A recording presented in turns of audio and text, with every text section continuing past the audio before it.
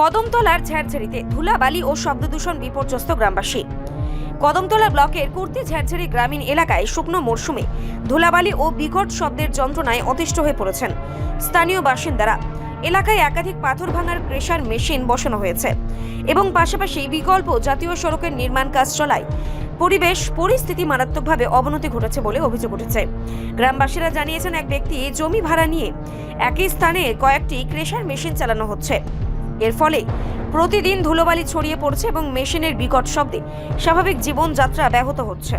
স্থানীয়দের অভিযোগ, ক্রমাগত ধুলোবালির কারণে গাছপালা, বসতবাড়ি ও আশেপাশের পরিবেশ ক্ষতিগ্রস্ত হচ্ছে। বয়স্ক ব্যক্তি ও শিশুরা শারীরিক সমস্যায় ভুগছেন। শিক্ষার্থীদের পড়াশোনায় ব্যাঘাত ঘটছে। এমনকি মেশিনের তীব্র শব্দে মোবাইল ফোনের রিংটোন পর্যন্ত শোনা যায় না বলেই ক্ষোভ প্রকাশ করেছেন বাসিন্দারা। অন্যদিকে বিকল্প জাতীয় সড়কের কাজ চলায় নিয়মিত মাটি ও নির্মাণ সামগ্রী বহনকারী ভারী যানবাহন চলাচল করছে। এতে ধুলাবালির মাত্রা আরও বেড়ে পরিস্থিতি জটিল হয়ে উঠছে। এই অবস্থার থেকে পরিত্রাণ পেতে স্থানীয় প্রশাসন, জেলা প্রশাসন এবং রাজ্যের মুখ্যমন্ত্রীর দৃষ্টি আকর্ষণ করেছেন ভুক্তভোগীরা। তাদের দাবি, পরিবেশ দূষণ ও শব্দ দূষণ নিয়ন্ত্রণে দ্রুত কার্যকর পদক্ষেপ নেওয়া উচিত।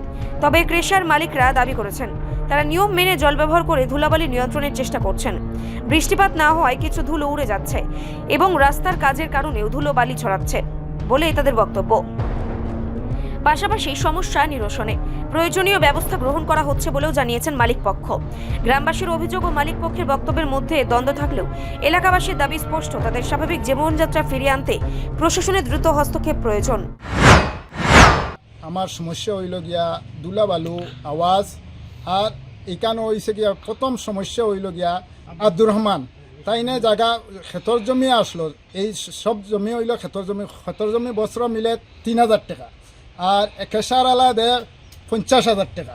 50,000 টাকা দেখিয়া থাইন যে সম্পদশালী মানুষ থাইন সারা আমরা না জিকার করিয়া সব কেশারের মধ্যে দিয়া দিছি। আর আমরা কষ্ট বুকিয়া আমি অনুরোধ হইলগিয়া MLAও কইছি, পঞ্চায়েত জানাইছি, প্রশাসন জানাইছি।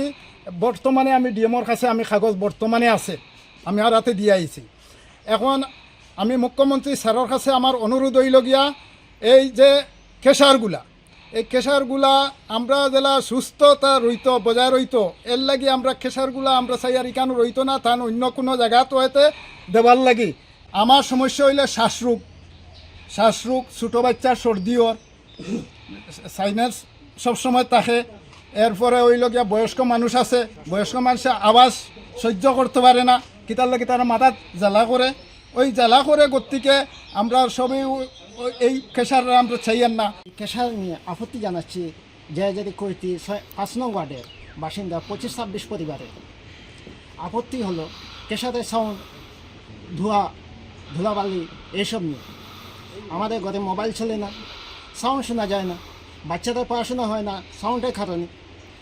বাড়ির শুকনো কাপড় বাইরে দেওয়ার ব্যবস্থা থাকে না এই ধুলোবালির কারণে।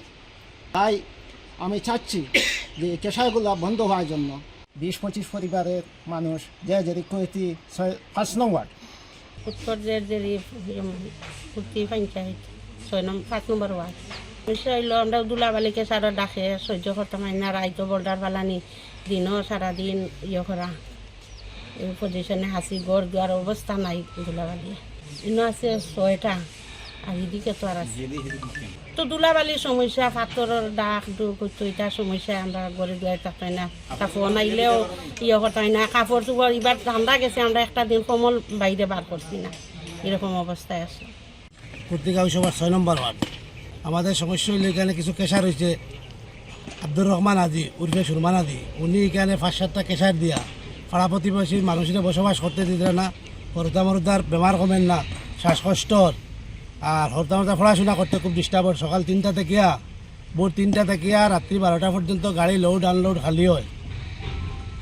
এই সমস্ত অসুবিধা। আর বাড়ির ভিতরে কিছু বাগান আছে, আগর গাছ আছে বা ভ্যারাইটির প্রাকৃতিক গাছ আছে, সব গাছ মারা যান ধুলাবালির কারণে। কেশারে আনি বোল্ডার ফেলার বাঙ্গের লোড করেন নেন।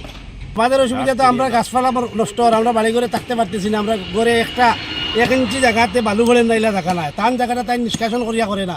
আমরা হিসাব দিয়ে কিতা লাগে। কেশার এখানে প্রায় 6 থেকে 7টা আছে। প্রশাসনের দ্বারস্থ বারবার হওয়া হয়েছে, আবার হইমু। প্রশাসন তো আয় কয়দিন পর পর একটা লাইন কাটিয়া আর 15 দিন বাদে আবার জয়েন দিয়ে যায় গিয়া কিভাবে কাটে এটা বুঝি না। দাঁড়াইছে এই যে ক্রেশার শুরু হয় ভোর 3টার থেকে একেবারে রাত্রে 11টা-12টা অবধি চলে। এইখানে কি তো হয়েছে এই যে ডাস্ট বালু যে উপরে দিয়ে উঠে এটা একবারে দুপুরি টাইমে মনে করো বিকাল 3টার দিকে দেখা যাবে পুরো কুয়াশার মতন। সব কিছু সময় চলবো এখন তো চলেন না, ওখান বন্ধ হয়ে গেছে। হ্যাঁ, তখন এখানে পুরো অন্ধকার হয়ে যায়, আধা কিলোমিটার 1 কিলোমিটার জায়গা অন্ধকার হয়ে যায়।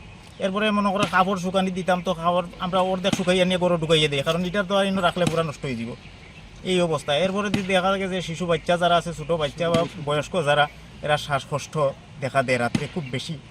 দেখা যায় আমরা মোবাইল, নিত্য প্রয়োজনীয় মোবাইল আমরা সবসময় ইউজ করা লাগে। দেখা গেছে মোবাইলও রিং করে কিন্তু আমরা শুনি না। যে সময় শুরু হইলো সবটি, যে সময় শুরু হইলো কিচ্ছু শোনা যায় না, মোবাইলের রিংও শোনা যায় না।